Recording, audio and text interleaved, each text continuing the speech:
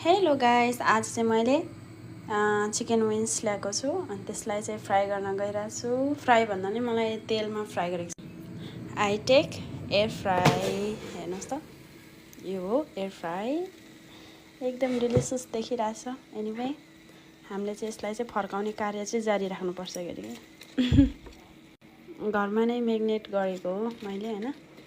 अनि घरमै पकाउने गर्छु म चाहिँ, किनभने मलाई चाहिँ चिकन विङ्स मनपर्छ।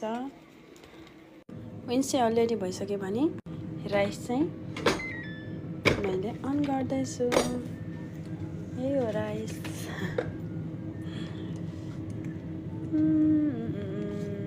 यो चाहिँ चिकन राइस। जहिले पनि बाहिर खाँदा खाँदा वाक्क भएर आज चाहिँ घरमा नै मैले बनाउँदैछु।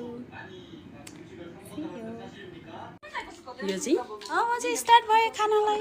मलाई चाहिँ एकदमै योगर्टसँग मनपर्छ है। योगर्ट मैले चाहिँ योगर्ट अलरेडी हालिसकेको छु। अनि मलाई चाहिँ मेरो चाहिँ फेभरेट हो चिकन विङ्स। सबैको आफ्नो आफ्नो फेभरेट हुन्छ। ठिक अब एकदमै तातो खाएको अनि म चाहिँ यस्तो गरेर कति तातो चिकनसँग योगर्टसँग राइस। यो राइस चाहिँ अलरेडी चिकनसँग राइस है। अनि साथमा चिकनको सुप पनि छ। यो सुपमा चाहिँ आमाको टिमुर अनि के छ नि त्यो छोरे हालेको छु। अनि जस्तै कि सस चाहिँ मारा सस जस्तै भएको छ।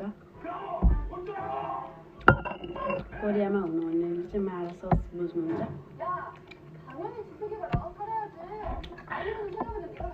House food is best. See you next Sunday.